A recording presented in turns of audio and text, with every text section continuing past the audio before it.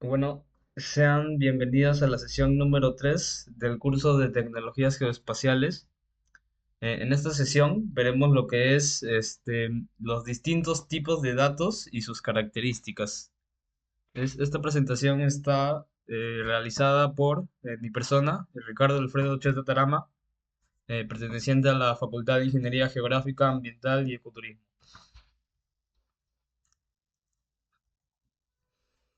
Datos geográficos. Los datos geográficos pueden representarse en formas de características de los puntos, características de la línea y características del polígono.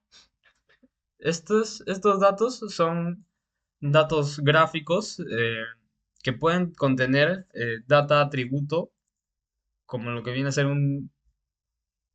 una data tabular, mejor dicho. Estos tipos de entidades son muy comunes en lo que son diseños asistidos por computadora, ya que en software como AutoCAD o Civil 3D se trabaja bastante con lo que son gestión de puntos, gestión de líneas, en la modelación de una carretera, características de polígono, características de los puntos. Los puntos pueden representar en un terreno o en una superficie, pueden representar casas, hospitales, escuelas, oficinas de correo, postes telefónicos, pozos de agua y comisarías de policía. Como pueden ver aquí en la imagen, tenemos a un límite administrativo, ya sea de un distrito, en el cual podemos ver diferentes tipos de puntos, los cuales pueden representar, ya sea los puntos rojos pueden ser comisarías de policía, las estrellas pueden ser hospitales o casas, etcétera. Tenemos características de las líneas, o también conocidos como polilíneas. Tenemos una representación de una carretera puede ser expresado mediante líneas. Tenemos a los senderos, a los ríos o- o cursos de agua. Tenemos ferrocarriles, canales, tuberías y también lo que son cables o líneas de transmisión. Características de polígonos. Los polígonos pueden representar límites administrativos, como lo que son de una comarca, de un distrito o de una urbanización. Tenemos también lo que son los lagos, los edificios, también los predios normalmente tienen formas cuadrangulares. También tenemos región forestales y embalses. Ahora tenemos la geometría de los datos geográficos. La geometría de los elementos se describe en términos de vértices. Las geometrías puntuales están formadas por un único vértice. Las geometrías lineales están formadas por dos o más vértices que forman una línea conectada con coordenadas x1, y1 y x2, y2. Las geometrías poligonales están formadas por al menos tres vértices, que vendría a ser un triángulo, que forman una línea cerrada con coordenadas x1, y1, x2, y2, x3 y y3. El primer y el último vértice están siempre en el mismo. Como aquí podemos ver, aquí tenemos los nodos, los vértices, tenemos un arco y también tenemos polígonos. Tenemos usos de los datos geográficos. Los datos geográficos se usan en operaciones de análisis de datos, convertir los datos en información, en medidas, consultas de atributos, análisis de proximidad, operaciones de superposición, análisis de modelos de superficie y redes, etcétera. En lo que viene a ser análisis de proximidad, vendría a ser qué tan lejos o qué tan cerca se encuentra una entidad vectorial de otra. Lo que son operaciones de superposición, determinar el área superpuesta con otra. Y análisis de modelos de superficies también se aplica bastante en lo que es este modelamiento hidrológico. Aquí tenemos un formato de datos vectoriales y raster. En la representación rasterizada, como vemos, está conformada por una determinada cantidad de celdas llamadas píxeles, y cada píxel representa una entidad del mundo real. Por ejemplo, aquí tenemos el píxel en la columna 1 y en la fila 3 tenemos que es una casa.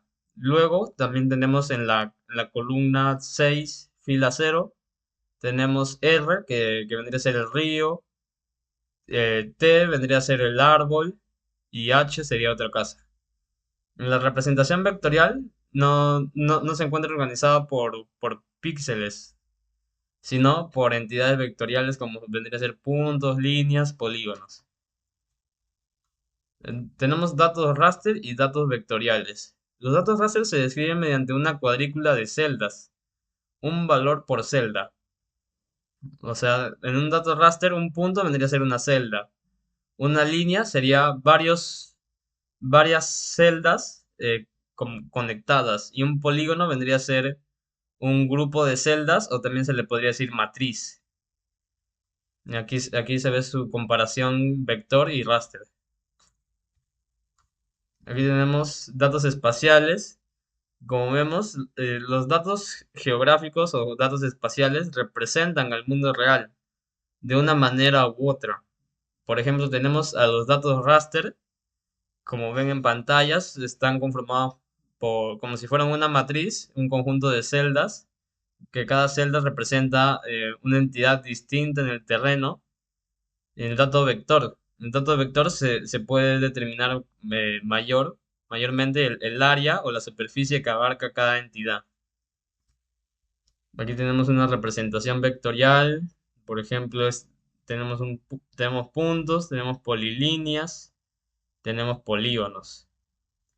Y en la representación rasterizada tendríamos aquí pues un río, un lago, aquí podría ser una montaña, y aquí podría ser algún centro poblado.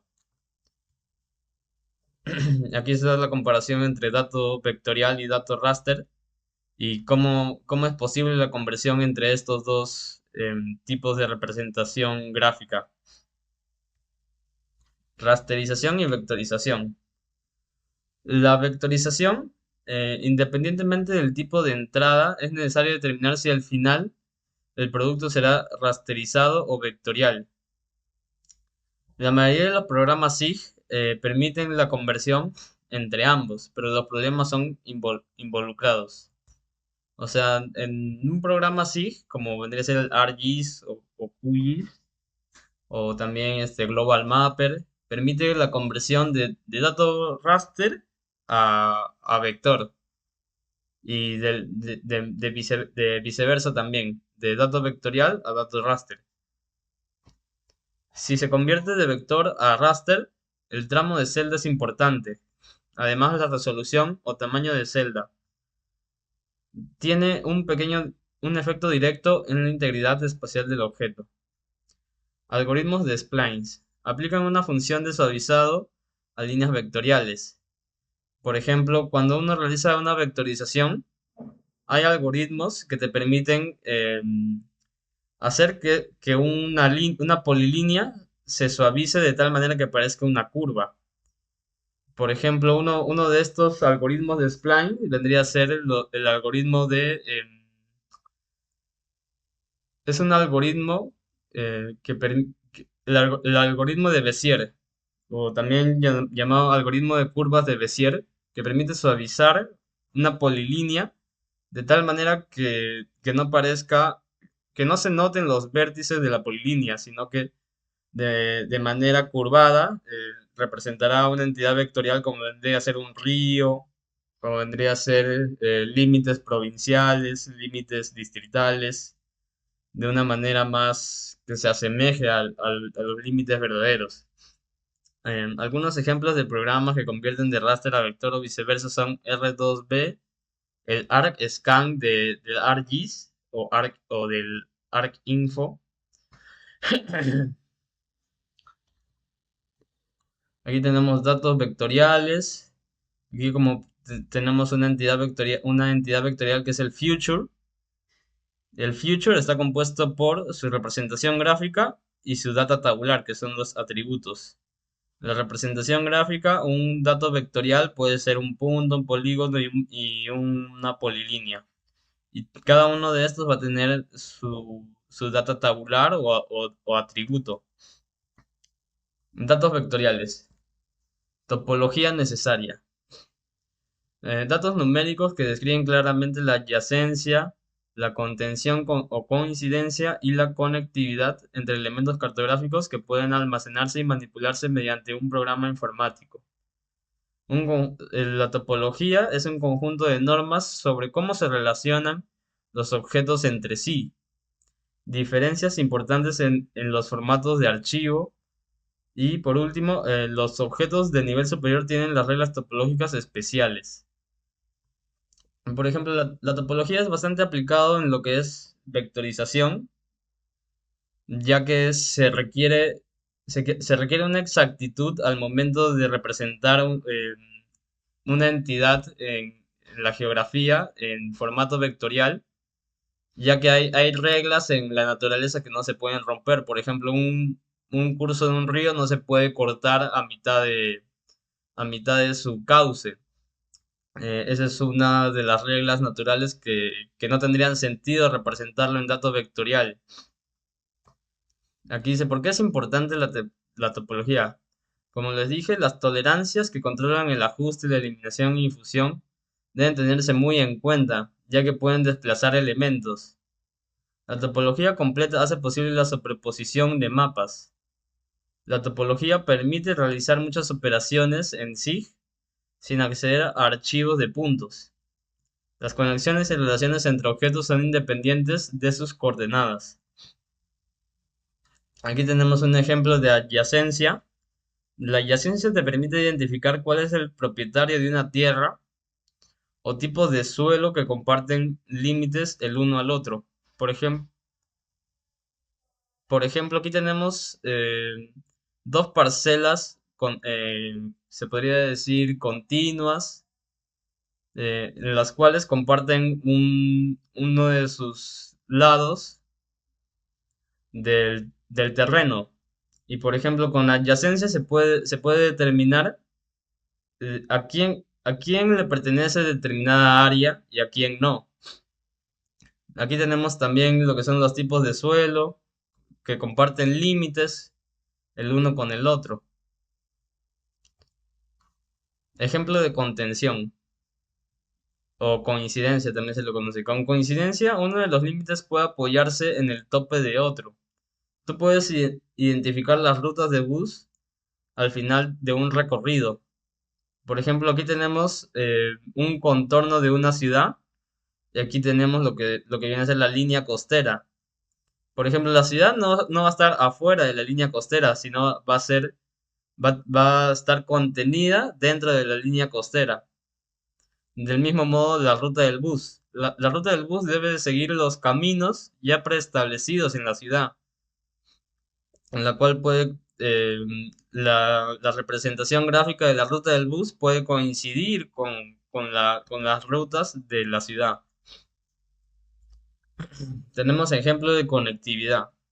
Conectividad te permite seguir el camino de una planta de tratamiento de aguas, o que pueden ser plantas de tratamiento de aguas residuales o plantas de tratamiento de agua potable, a un hogar o agua a través de una corriente. Por ejemplo, aquí tenemos lo que son el camino de unas tuberías que conectan con el hogar de distintas personas. Y aquí tenemos las corrientes de un curso de agua, en la cual siempre tienen que estar conectados los efluentes con los afluentes. Aquí tenemos características de los datos vectoriales.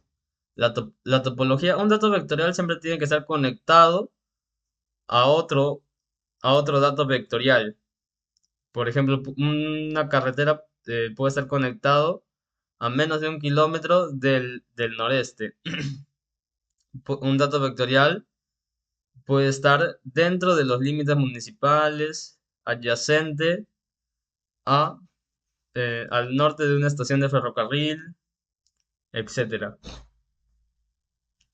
Topología. Un SIG almacena información topológica explícitamente. O sea, esta información no necesariamente tiene que estar en un dato atributo o un dato tabular.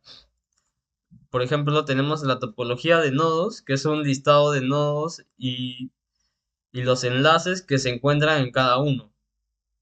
Cuando uno realiza una vectorización, puede modificar los nodos, puede modificar los vértices, y estos nodos van a estar enumerados sin necesidad de haberlos tenido dentro de un dato tabular.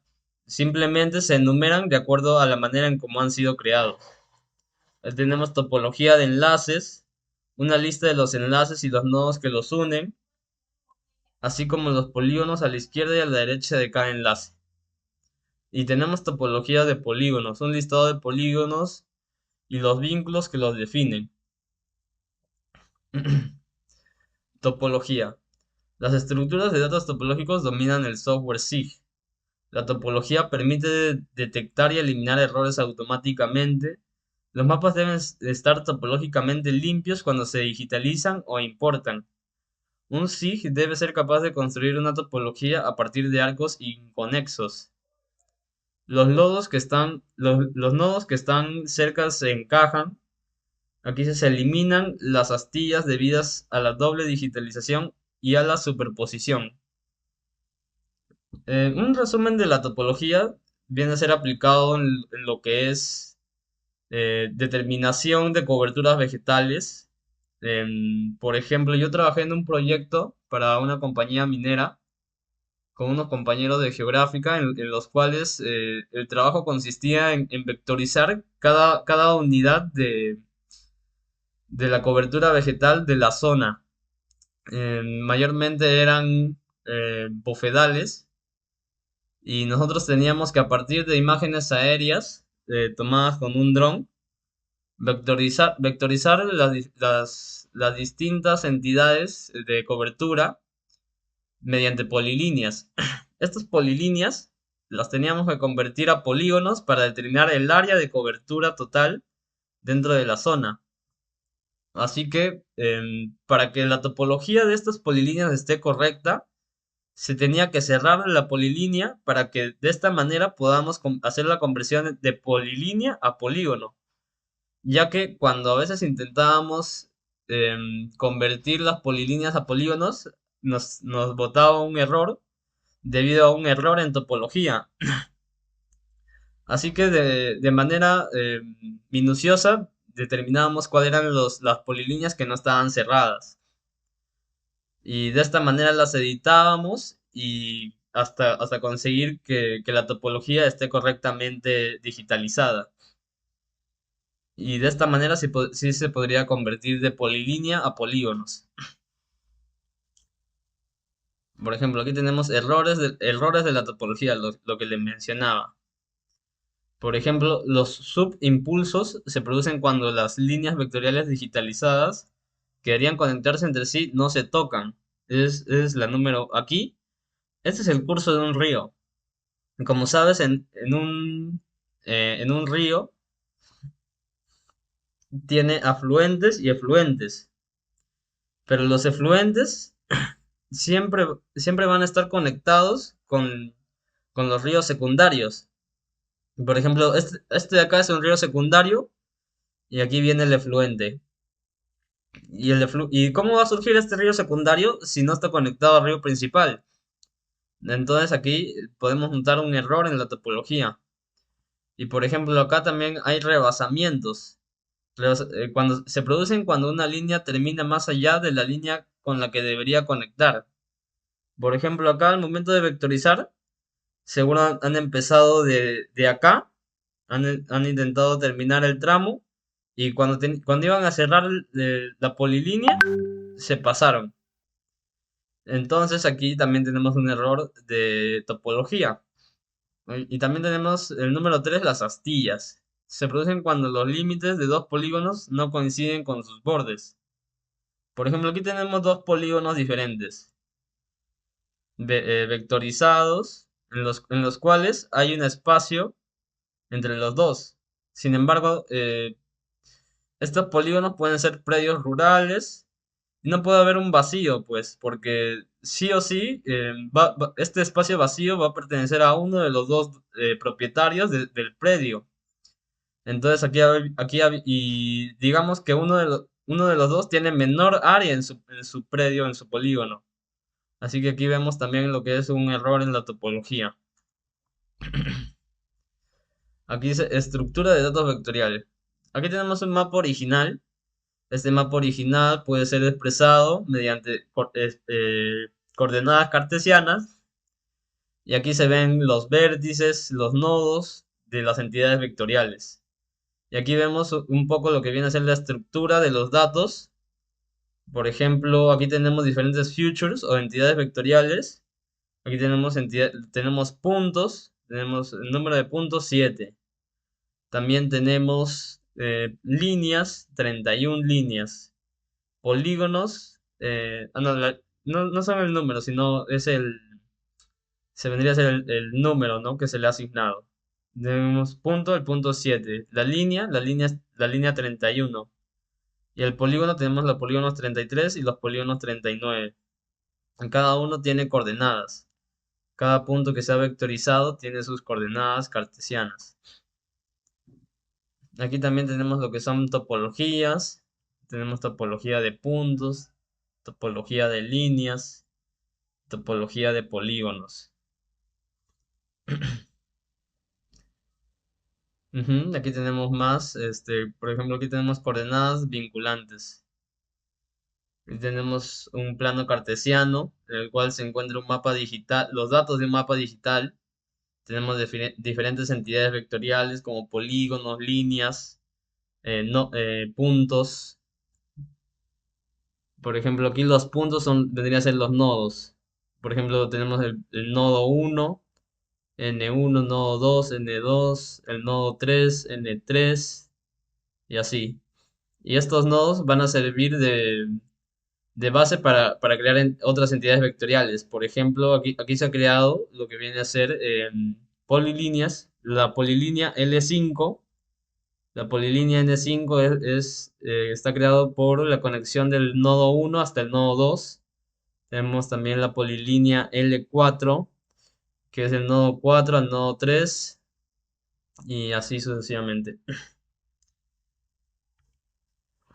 Aquí dice ventajas y desventajas de datos vectoriales. Una ventaja de los datos vectoriales es que tienen buena representación de la realidad. Por ejemplo, tú puedes encontrar información de los recursos hídricos, de todo a nivel nacional, y si tú lo empalmas con una imagen satelital, va a cuadrar casi por una diferencia dependiendo de la fuente de imagen, puede variar por una diferencia de 3 metros, o sea, de la realidad, ¿no? Que te muestra el satélite. Sin embargo, es una buena forma de representar diferentes eventos que hay en la geografía. Aquí tenemos estructura de datos compacta. Tenemos la topología puede describirse en una red. Y tenemos que los vectores son gráficos precisos. O sea que al momento de vectorizarlas esta información está debidamente georreferenciada y cuya fuente es una fuente confiable como una imagen aérea de un dron. También puede ser de un levantamiento topográfico o, o de un levantamiento geodésico también. Tenemos desventajas. Aquí tenemos estructuras de datos complejos. O sea, se dice que los datos vectoriales son complejos porque un archivo shape, que es el comúnmente que se utiliza en sistemas de información geográfico, aunque no es el único, ya que también existe el GeoPackage, que es de QGIS, tenemos el KMZ de Google Earth, que son también entidades vectoriales. Pero se dice que son complejos porque vienen en forma de ficheros. O sea, cada fichero tiene una función. del dato vectorial. O sea, como ustedes sabrán, los datos geográficos están compuestos por datos espaciales o datos geoespaciales, datos tabulares y metadata. Y toda esa información no está debidamente combinada, o se puede decir enlazada, sino que cada uno tiene un formato diferente, pero que todos tienen que formar uno solo. O sea, son ficheros. Se le conoce como un dato vectorial, siempre está en forma de un fichero. La simulación puede resultar difícil. Algunos análisis espaciales son difíciles e imposibles de realizar con datos vectoriales. Aquí tenemos estructuras de datos raster. Tenemos los datos raster están representados por cuadrículas que tienen forma de una matriz de, de determinada resolución. El tamaño de la cuadrícula se define por la extensión, el espaciado y sin información sobre el valor de los datos. Número de filas, número de columnas, tamaño de las celdas X e Y, coordenada superior, inferior, izquierda y derecha, valores de la cuadrícula. Tenemos, tenemos datos raster que pueden ser decimal flotante o también puede ser entero, o sea que puede tener asociada una tabla de atributos. Ejemplo de dato raster discreto. Aquí tenemos lo que viene a ser un dato raster con diferentes valores. Por ejemplo, cada valor se le asigna un color determinado. Por ejemplo, al 1 de color celeste, al 2 de color violeta, al 3 de un violeta más claro, al 4 verde y al 5 un verde claro. Y el gris es que no hay información respecto a ese espacio. Aquí dice que cada valor tiene un respectivo nombre.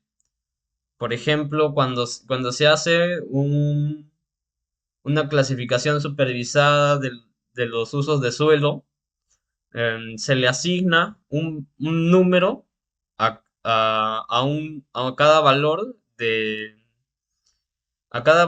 la información raster, el cual va a representar diferentes entidades que hay en la superficie, como por ejemplo puede ser zona de bosque. El 1 puede representar lo que es recursos hídricos, el 2 puede representar área de no bosque amazónico, el 3 puede representar suelos agrícolas, el 4 puede representar lo que son cobertura vegetal y el 5 puede representar otro tipo de cobertura vegetal. Y el gris sería información que no se podría determinar dentro de los usos de suelo. Y aquí tenemos, por ejemplo, aquí han puesto que en este ejemplo tenemos que cada valor va a representar un tipo de árbol o un tipo de uso de suelo, mejor dicho. Por ejemplo, aquí tenemos árbol de maple, árbol de pino, hickory, oak, etcétera. Dice que cada conjunto de datos vectorial debe tener un nombre distintivo del cual cada conjunto de datos está en una database, o sea, en una base de datos. Por ejemplo, aquí tenemos un raster continuo en el cual no se le asigna un número a cada entidad, sino hay un rango de valores. Por ejemplo, este puede ser una representación del satélite MODIS, que es un satélite meteorológico. Ese satélite meteorológico va a representar o ya sea la temperatura o la presión o el nivel de nubosidad que hay en la atmósfera. Y esta imagen satelital va a representar valores en un intervalo. Por ejemplo, esta es temperatura. O sea, este satélite ha medido lo que son las temperaturas de la atmósfera. Y aquí tenemos que las temperaturas están en grados Kelvin.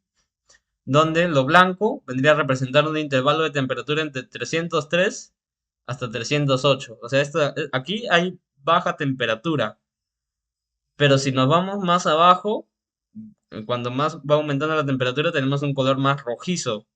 O sea, los píxeles de color rojo van a representar áreas en las cuales el satélite ha percibido una mayor temperatura. Como tiene que ser, toda representación cartográfica debe tener su escala numérica. Ya lo puede representar en kilómetros o en millas o ambos.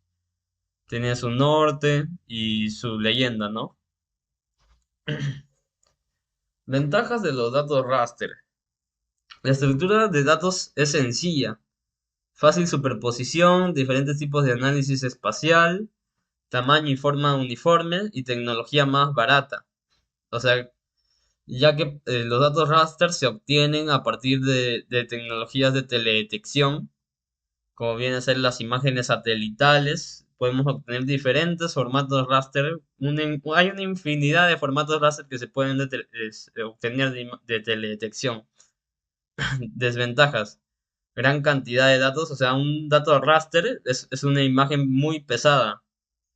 También tenemos que son menos bonitos, ya que la información está en formato de píxeles y se ve como que una imagen distorsionada, ¿no? Que no tiene mucha resolución. Las diferentes escalas entre capas pueden ser una pesadilla. Pueden perder información debido a la generalización. Aquí tenemos formatos de datos SIG, formatos de archivos. Aquí tenemos datos vectoriales, tenemos a los shapefiles, que son los más comúnmente usados en ArcGIS o ArcMap. Tenemos coberturas, NIT, por ejemplo, la elevación puede almacenarse como un NIT o red, mejor dicho, un TIN, que es una red irregular triangulada. Esto se ve bastante en lo que es el modelamiento hidrológico, lo que vienen a ser los TIN, ya que a partir de un TIN tú puedes crear un modelo digital de elevación. Aquí tenemos, ya que a partir de la interpolación de puntos se puede generar información de las elevaciones de todo el terreno. Aquí tenemos cuadrículas. Por ejemplo, la elevación puede almacenarse como cuadrículas. Ese es el formato. El mejor ejemplo de un formato raster es el DEM, que es el modelo digital de elevación. Aquí dice la imagen, por ejemplo, la elevación puede almacenarse como imagen. Todas las imágenes son de teledetección. Aquí con estas entidades se pueden medir longitudes, perímetros y áreas más precisos en datos vectoriales que en datos raster. En datos raster la precisión depende de la cuadrícula y el tamaño de la celda. Aquí tenemos datos vectoriales. Los datos vectoriales se utilizan para representar características del mundo real en un SIG. Una característica vectorial puede tener un tipo de geometría de punto, línea o polígono. Cada característica vectorial tiene datos de atributos que le describen. La mayoría de las aplicaciones SIG no permiten mezclar más de un tipo de geometría en una sola capa. La digitalización es el proceso de creación de datos vectoriales digitales mediante dibujo en una aplicación.